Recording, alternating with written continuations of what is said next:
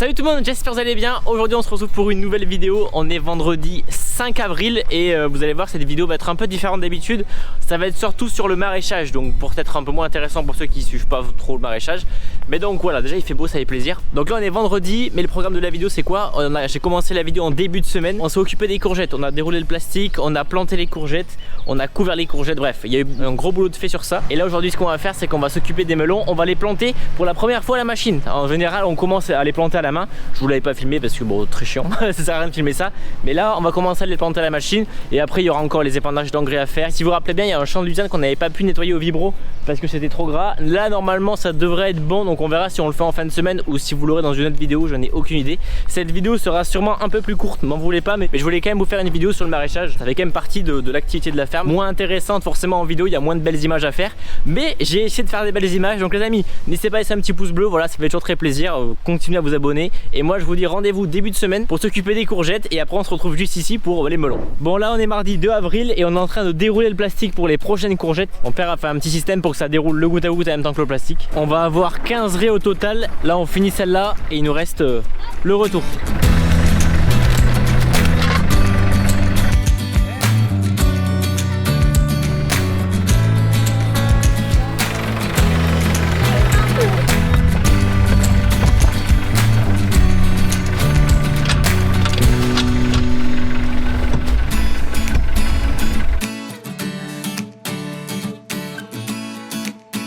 Donc voilà, maintenant c'est déroulé, on se retrouve normalement dans quelques jours, peut-être demain, pour commencer à mettre les tunnels. Et je vous l'ai pas dit, mais dans l'après-midi on a planté les patates. J'allais pas vous faire une vidéo sur ça, mais voilà. Les patates seront ici. Sarah elle a dit ici, il fallait faire une vidéo sur les patates. Bon.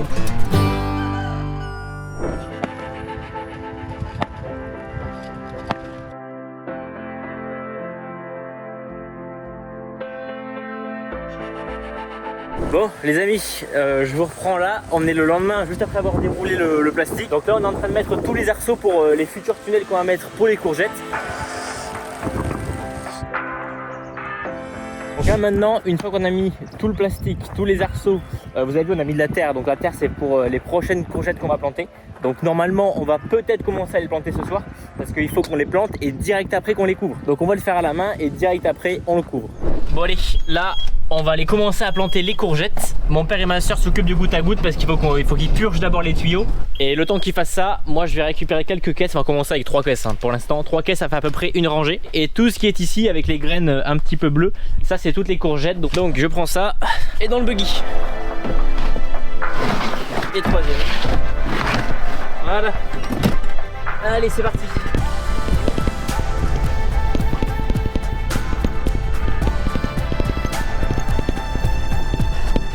Voilà.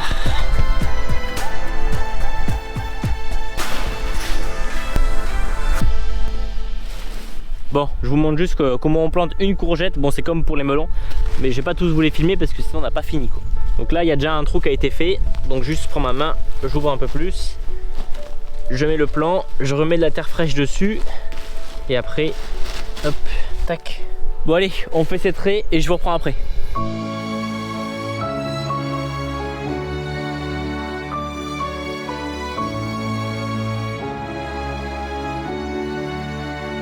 Bon bah il devait faire beau les amis, il pleut. J'ai disposé dans les 2 raies des courgettes, il va falloir qu'on les plante, il va surtout falloir qu'on les couvre. Bon s'ils prennent l'eau c'est pas trop grave mais bon. Donc là on va à l'abri et on va essayer de continuer après mais ils avaient prévu 25 degrés et du soleil.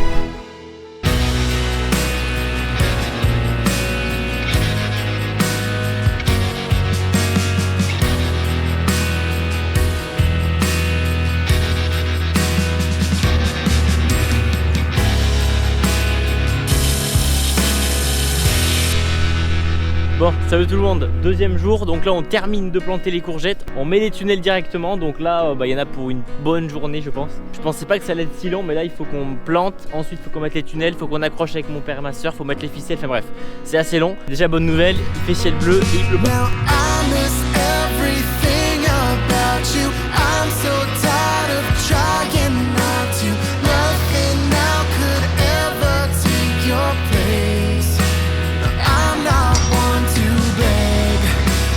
Darling, please remember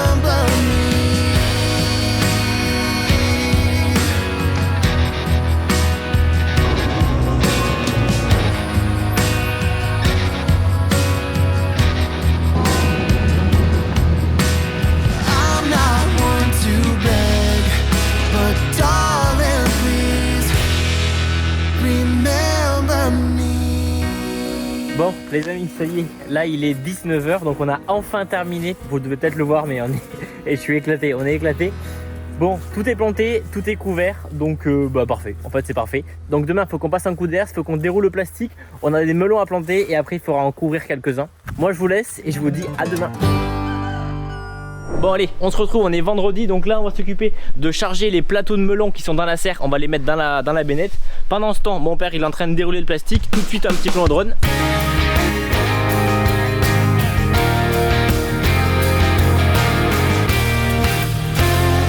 Il y a 3 jours, donc regardez, ils ont déjà commencé à lever.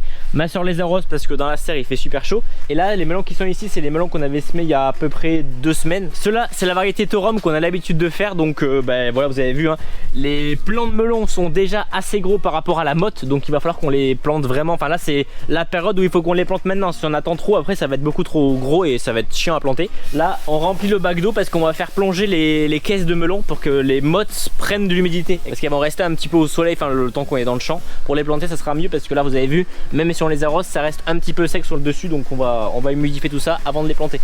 Alors à votre avis, quelle est cette plante? Si vous savez, je vous la montre. Voilà. Tac. Essayez de deviner en commentaire. Ça c'est quoi? Ça là? Ouais. Ça. Putain, même moi je sais pas. C'est piquant. C'est cactus. Je rigole. Bon, là je viens de découvrir qu'est-ce que c'est, mais vous je vous le dis pas. Qu'est-ce que c'est que ce plant? À quoi ça correspond? Quelle plante? Pareil, mais je vous le dis tout à l'heure, je savais pas, je n'en avais jamais vu. Est-ce que je donne un indice? Ça commence par la lettre A. Et celui qui a deviné, je lui offre des sambons Famille Agri. Je dis ça parce qu'en fait on a sorti des sambons qu'on met dans les tracteurs, dans les voitures ou quoi. C'est des petits trucs Famille Agri qui sentent bon. Donc si vous en voulez, ils sont dispo sur le site à partir d'aujourd'hui. Voilà, donc si vous le voulez, bon, n'hésitez pas. Du coup celui qui trouve les deux, il gagne un sambon. Je vous le dis, si je vois les réponses A et réponse B, que c'est les deux bonnes réponses, je le contacte et je lui offre un sambon. Bon là on met les melons dans le bac.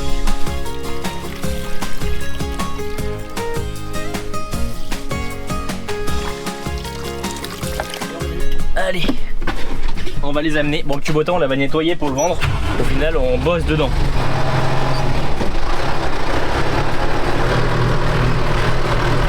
Il n'y a pas de siège passager mais bon, pas grave. Allez, on va décharger ça. Donc mon père a déroulé quelques raies. Bon par contre après il n'y aura plus de goutte à goutte parce qu'on en a plus tout simplement. Donc on les arrosera différemment. Et là il a fini sa raie, c'était limite. Donc là on décharge les melons, on essaie de les mettre à l'ombre et après on va planter. Allez, changement de chauffeur. Bon par contre vous avez vu hein, mais sur le bord ça reste toujours humide parce qu'on a le goutte à goutte et forcément après ça ruisselle vers le bas.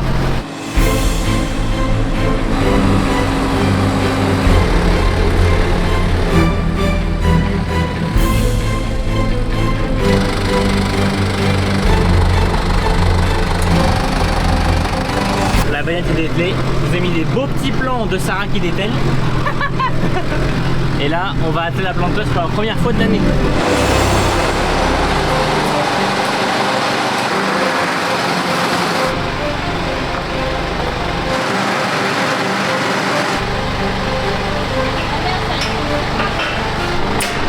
C'est attelé, là on va aller gonfler la roue parce qu'on a une roue sur la planteuse qui est dégonflée, elle est crevée.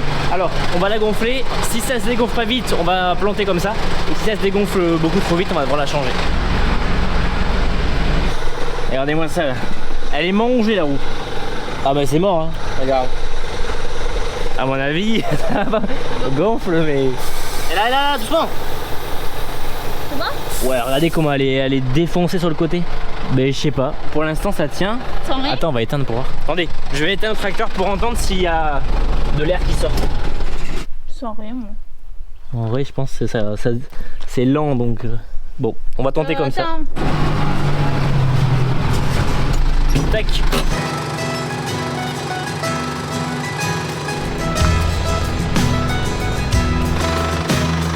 Restless and wild, I am a vagabond, free as a child, wandering on and on. Alone I roam till the day that I die, an eternity of you here in my mind.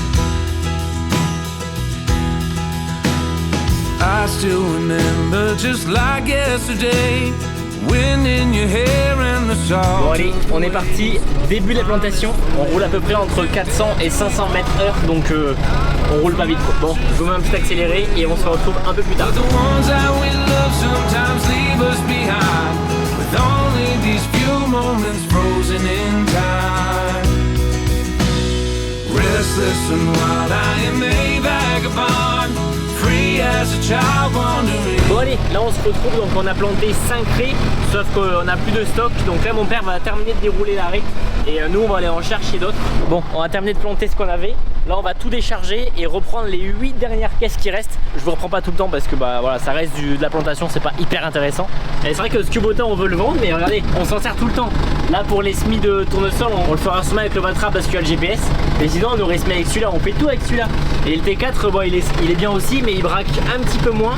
Bon après il n'y a pas de cabine, mais c'est pas grave. Et c'est vrai que celui-là est tellement utile, mais bon, on a trop de tracteurs sur la ferme. Là il faut qu'on en vende au moins un. Donc, et puis le T4 a été acheté aussi parce que le Kubota devait être vendu. D'ailleurs l'annonce est toujours là si vous voulez. Elle est en description. Allez, je vous ai pas filmé. On attaque la dernière raie. Là il est 18 h.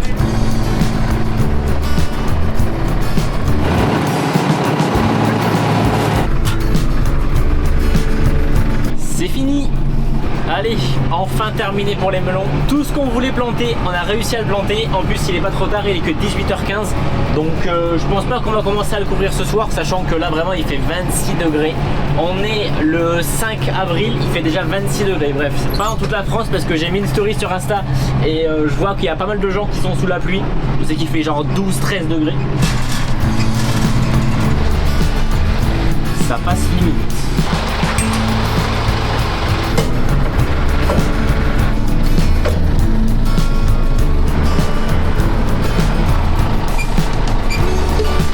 Allez, on prend le tuyau et on remplit la cuve.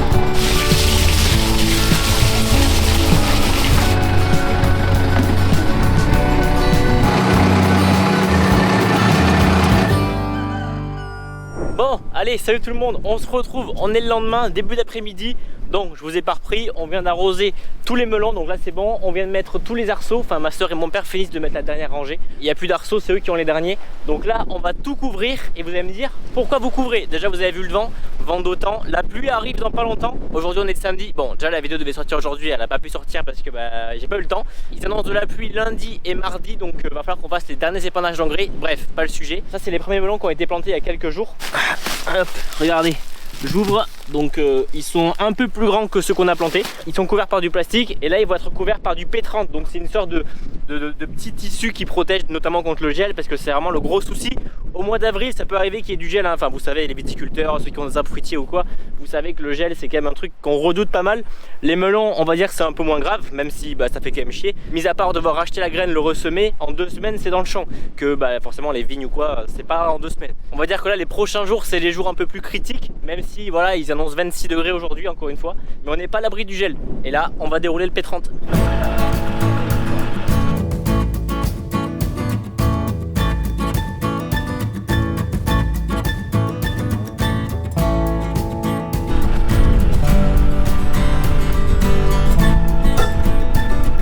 Bon, il est 16h30 et on a enfin terminé de dérouler le P30.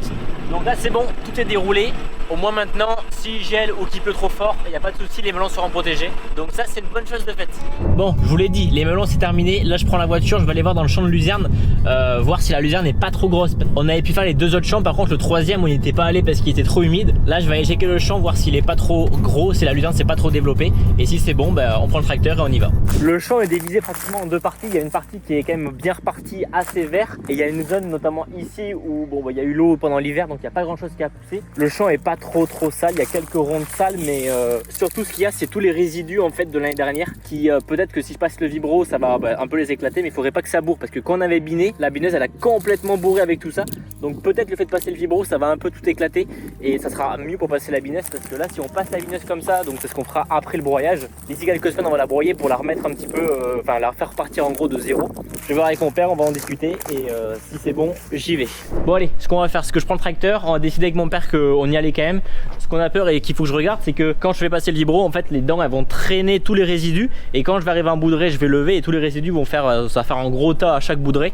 Donc ça faut que je regarde, et surtout que la luzerne, la plus grosse luzerne, soit pas vraiment abîmée, parce que bon, les dents, même si elle passe dessus, c'est pas grave, c'est de la luzerne, ça va un petit peu y mettre un coup, mais elle va vite repartir. Mais bon, comme la luzerne elle s'est quand même assez développée, faudrait pas que ça la casse. C'est un champ de 3 hectares et demi, 4 je crois, donc enfin c'était les 3 hectares et demi qui restaient sur les 6. Allez, et mon père est parti prendre le motoculteur, il a passé un petit coup entre les rangs de melon. Et ma soeur, je sais pas. Bon. Allez, bon par contre il fait pas aussi beau qu'hier, là le temps est un petit peu couvert, je sais pas si vous voyez. Mais bon, normalement ils annoncent pas de pluie, par contre demain c'est dimanche, mais lundi et mardi il pleut, donc dimanche on ira mettre tout l'azote, le 3e apport d'engrais. On n'a pas gros de surface, on a 16 hectares ou 18 hectares, donc il y en a pour une petite après-midi même pas quoi. Écoutez-moi ce petit bruit de Renault là.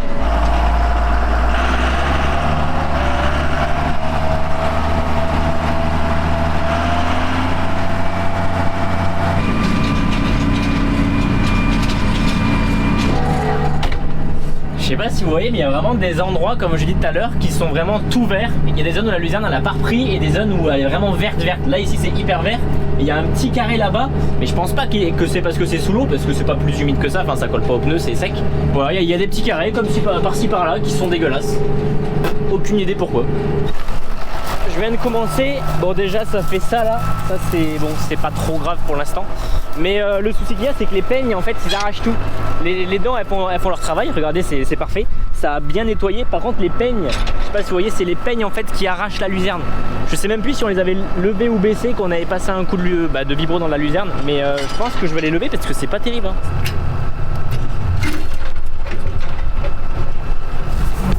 Oula la caméra.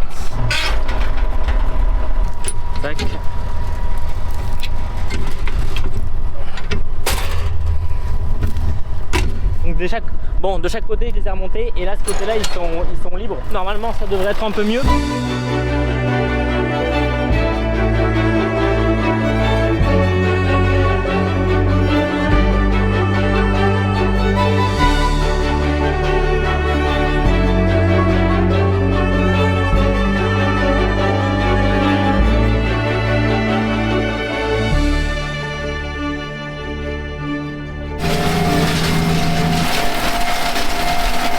Bon, là c'est un peu plus délicat, des fois je me dis merde j'en arrache et tout, mais en fait je n'arrache pas, ça coupe l'herbe, enfin ça coupe la luzerne, mais tant que ça la déracine pas c'est pas grave, parce que dans tous les cas la luzerne on va la broyer, donc tout ce qui est vert entre guillemets va être broyé, donc même si je l'arrache maintenant c'est pas grave, tant que ça la déracine pas c'est bon. Mais du coup par moment, des fois quand il y a une dent qui passe exactement sur sur la luzerne, des fois ça l'arrache un peu, mais franchement c'est rien, j'ai regardé, ça la déracine pas, donc c'est bon. Je me suis dit oh putain, je commence à tout déraciner, ça va pas le faire, mais non c'est bon. Donc bon allez, je continue et je roule pas vite parce que je regarde vraiment ce que je fais, j'ai pas envie de faire n'importe quoi, donc on se retrouve un peu plus tard. Bon allez, je suis en train de faire les fourrières et ça sera terminé. Là c'est les fourrières, ça se voit que c'est bien plus dur, et regardez, on le voit, je roule doucement parce que sinon le vibro il fait comme ça, il saute et il se secoue de chaque côté. Alors, regardez, là c'est vachement foncé, enfin c'est bien plus foncé, et là regardez, il y a rien, il y a des petits carrés d'humide, d'ailleurs là c'est humide là, regardez ça. Ouais, il y a des petites zones où ça encore, wesh. Là je fais demi-tour, je redescends et c'est terminé pour ce champ. Bon les amis, on va s'arrêter là. J'espère que vous aurez aimé cette vidéo. On aura fait voilà, beaucoup de choses. Peut-être que la vidéo sera courte parce que j'aurais tout coupé, parce que c'était pas forcément des trucs hyper intéressants et qu'il fallait montrer sur la durée, surtout le maraîchage. Donc voilà, j'espère que vous aurez aimé. Petit pouce bleu, on se retrouve normalement la semaine prochaine. Moi je commence une nouvelle vidéo demain. On a les épandages d'engrais à faire, donc la semaine prochaine vous aurez une vidéo. Il y aura aussi une vidéo entretien, vous êtes nombreux à me la demander. Entretien, tonte, etc.